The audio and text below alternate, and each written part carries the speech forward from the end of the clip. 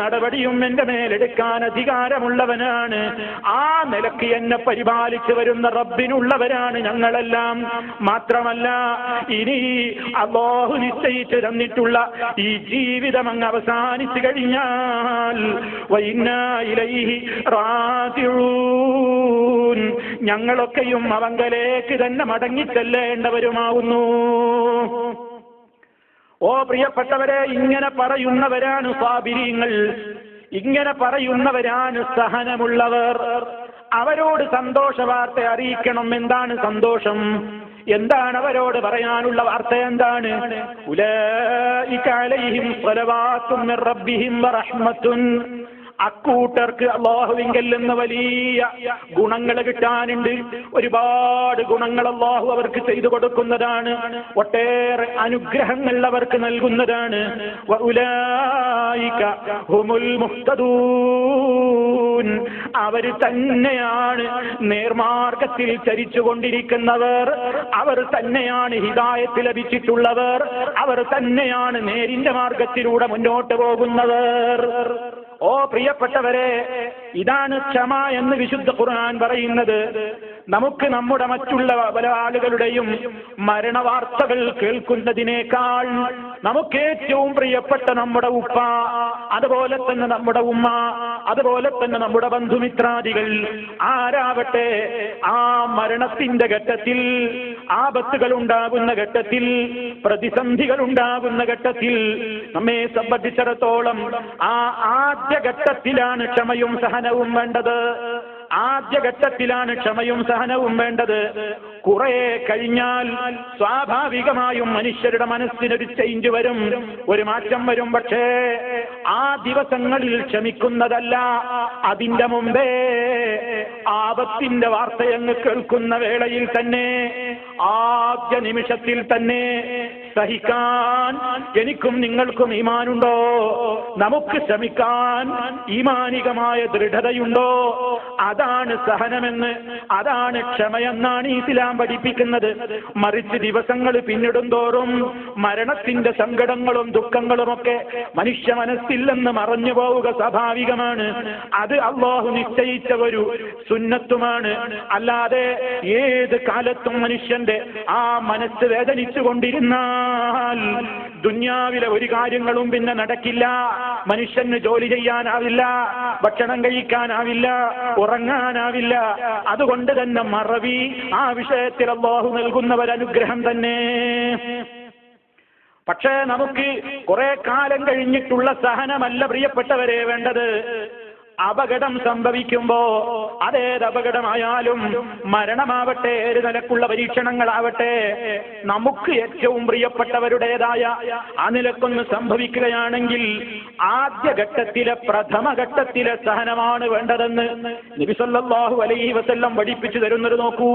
അതാ പ്രവാചകന്റെ കാലത്തൊരു സംഭവം ഉണ്ടായി.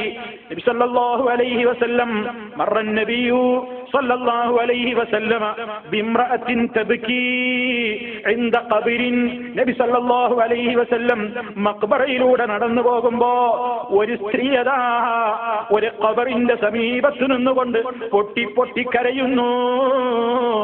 സഹനമില്ലാതെ, ക്ഷമയില്ലാതെ അവര് കരയുകയാണ്, പലതും അവര് പറയുകയാണ്. ആ ഘട്ടത്തിൽ ഹബീബായ നബി സല്ലല്ലാഹു അലൈഹി വസല്ലം ആ സഹോദരിയോട് പറഞ്ഞു, ഇത്തഖില്ലാഹ വസ്ബിരി. ഓ സഹോദരി, അല്ലാഹനെ സൂക്ഷിക്കണേ, ഇങ്ങനെ അലമുറയിട്ട് കരയാൻ പാടില്ല. ഒന്ന് ക്ഷമിക്കൂ, ഒന്ന് സഹിക്കണേ എന്ന് ആ സ്ത്രീയോട്, ആ സഹോദരിയോട് നബി സല്ലല്ലാഹു അലൈഹി വസല്ലം ഉപദേശം കൊടുക്കുന്നു. ഫഖാലത്തി, അപ്പോൾ ആ സ്ത്രീ പറഞ്ഞു, ഇലൈക അന്നീ, എന്റെ അടുക്കൽ നിന്ന് പോ. എന്നോട് ഉപദേശിക്കാൻ വന്നിരിക്കുകയാണോ? എന്റെ അടുക്കൽ നിന്ന് മാറിപ്പോകൂ. ഫഇന്നക ലം തുസബ് ബിമുസീബതി, താങ്കൾക്ക് എനിക്ക് ബാധിച്ച മുസീബത്ത് അങ്ങേക്ക് ബാധിച്ചിട്ടില്ലല്ലോ, എനിക്ക് ബാധിച്ച മുസീബത്ത് നിങ്ങൾക്ക് ബാധിച്ചിട്ടില്ലാത്തത് കൊണ്ടുള്ള ഉപദേശമല്ലേ ഇതൊക്കെ? നിങ്ങളാണ് എന്റെ സ്ഥാനത്തെങ്കിൽ കാണാമായിരുന്നു. ഓ പ്രിയപ്പെട്ടവരെ, എത്ര ശൗര്യത്തോടെയാണ്, എത്ര ഗൗരവത്തിലാണ് ആ സ്ത്രീ സംസാരിക്കുന്നത്. എന്തേ കാരണമെന്ന് നമ്മൾ ചിന്തിച്ചു നോക്കിയോ? വലം തഅരിഫുഹു, വാസ്തവത്തിൽ ആ സഹോദരിക്ക് അള്ളാന്റെ റസൂലാണ് ഇപ്പൊ തന്റെ മുമ്പിൽ നിൽക്കുന്നത്, അള്ളാന്റെ റസൂലാണ് ഈ ഉപദേശിക്കുന്നതെന്ന് മനസ്സിലായിട്ടില്ലായിരുന്നു. അങ്ങനെയാണ് അവർ സംസാരിച്ചത്.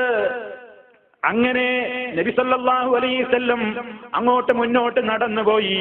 പ്രവാചകൻ ഇങ്ങനെ പറഞ്ഞു, ആ സ്ത്രീ ഇങ്ങനെ പ്രതികരിച്ചപ്പോ നബി തങ്ങൾ അങ്ങ് മുന്നോട്ട് പോയി. ഫഖീല ലഹാ, അപ്പോഴാണ് ഈ പെണ്ണിനോട്, ഈ സഹോദരിയോട് ഒരാൾ വന്നിട്ട് പറഞ്ഞു കൊടുത്തു, ഇന്നഹു നബിയു സല്ലല്ലാഹു അലൈഹി വസല്ലം. നിങ്ങളിപ്പോ ഗൗരവത്തിൽ സംസാരിച്ചത് ആരോടാണെന്ന് മനസ്സിലായോ? അള്ളാന്റെ റസൂലിനോടാ നിങ്ങളിപ്പോ സംസാരിച്ചത്. അള്ളാന്റെ റസൂലാ നിങ്ങളോട് സംസാരിച്ചത്. ആ റസൂലിനോടാണോ നിങ്ങൾ ഇത്രയും ഗൗരവത്തിൽ സംസാരിച്ചത്? ആ സഹോദരിക്ക് വല്ലാത്ത വിഷമമായി, സങ്കടമായി. ഫാത്തത്ത് ബാബൻ നബി സല്ലല്ലാഹു അലൈഹി വസല്ലം, ആ സഹോദരി അല്ലാഹുവിന്റെ റസൂലിന്റെ വീടിന്റെ കവാടത്തിന്റെ മുമ്പിൽ എത്തി നോക്കിയപ്പോ ഫലം തജിദ് ഇൻദഹു ബവാബീൻ, ആ വാതിൽക്കലൊരു പാറാവുകാരുമില്ല, നേതാവിന്റെ അടുക്കലേക്ക് കയറാൻ പ്രയാസമില്ല. അവിടുത്തെ വിനീതമായ സ്വഭാവമാണത്, അങ്ങോട്ട് കയറി ചെല്ലാൻ ഒരു പാറാവുകാരും തടസ്സമല്ല. അങ്ങനെ നബി തങ്ങളുടെ സമീപത്തേക്ക് കയറി ചെന്നുകൊണ്ട് ഫഖാലത്ത്, ആ സഹോദരി പറയുകയാണ്, ലം അഅരിഫ്ക, അങ്ങയെ എനിക്ക് മനസ്സിലാകാത്തത് കൊണ്ട് ഞാൻ എന്തൊക്കെയോ പറഞ്ഞു പോയി നബിയേ എന്ന് നബി സല്ലല്ലാഹു അലൈഹി വസല്ലമിനോട് ഈ സഹോദരി എന്നുകൊണ്ട് അതാ മാപ്പ് ചോദിക്കുകയാണ്. ആ സമയത്ത് മഹാനായ നബി സല്ലല്ലാഹു അലൈഹി വസല്ലം കൊടുത്ത ഒരു ഉപദേശമുണ്ട്. അതാണ് പ്രിയപ്പെട്ടവരെ നമ്മുടെ വിഷയവുമായി ബന്ധമുള്ള കാര്യം. അതെന്താണ്? നബി സല്ലല്ലാഹു അലൈഹി വസല്ലം ഉടനെ ആ സഹോദരിയോടതാ പറഞ്ഞു കൊടുക്കുകയാണ്. ആ സന്ദർഭത്തിൽ ഒരു ഉപദേശം കൊടുക്കുന്നു. ഇന്നമസ്സബ്റു ഇൻദസ്സദമത്തിൽ ഊലാ, ക്ഷമയും സഹനവുമൊക്കെ നമുക്കുണ്ടാകുന്ന ആദ്യ ഷോക്കിന്റെ സമയത്താണ്. ആദ്യമായിട്ട് നമുക്ക് അപകടകരമായ, പ്രയാസകരമായ, അത്യന്തം വേദനാജനകമായ ഒരു വാർത്ത കിട്ടുമ്പോ ആദ്യഘട്ടത്തിലാണ് ക്ഷമ വേണ്ടത് കേട്ടോ, സഹനം വേണ്ടത് കേട്ടോ. നബി സല്ലല്ലാഹു അലൈഹി വസല്ലം ഉപദേശം കൊടുക്കുന്നു. ഇവിടെ എന്താണ് പ്രിയപ്പെട്ടവരെ? ആ സഹോദരിയതാ കുട്ടി മരിച്ചിട്ട് കുട്ടിയുടെ ഖബറിങ്കൽ നിന്നുകൊണ്ടാണ് പൊട്ടിക്കരഞ്ഞ് വിലപിക്കുന്നത്. ആ ഘട്ടത്തിൽ അതാ ആ സ്ത്രീയതാ പരിസരം മറന്നുകൊണ്ട് സംസാരിക്കുകയാണ്. നബിതങ്ങളാണെന്ന് മനസ്സിലായിട്ടുമില്ല, എന്നാലും ആ ഷോക്കിലതാ എടുത്തു ചാടി മറുപടി പറഞ്ഞല്ലോ. അത് നബി സല്ലല്ലാഹു അലൈഹി വസല്ലം പറഞ്ഞു കൊടുക്കുന്നു.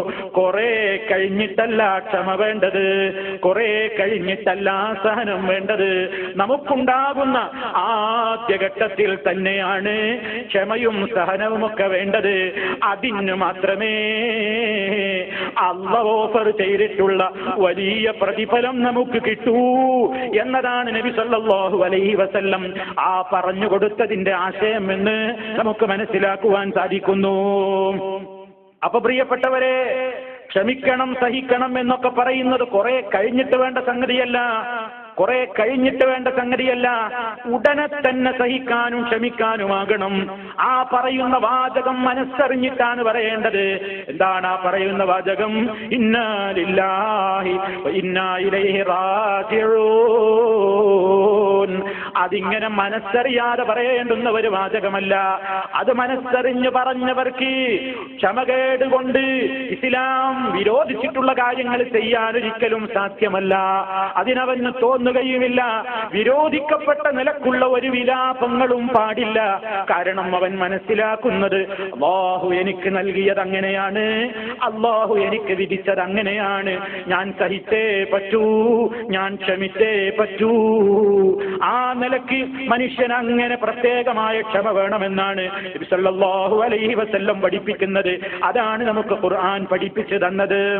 ഇനി പ്രിയപ്പെട്ടവരെ, ക്ഷമിക്കുവാൻ ആവശ്യമായ ഒട്ടേറെ സന്തോഷകരമായ വാർത്തകളും നബി സല്ലല്ലാഹു അലൈഹി വസല്ലം കൂട്ടത്തിൽ സമൂഹത്തിന് നൽകിയിട്ടുണ്ട്.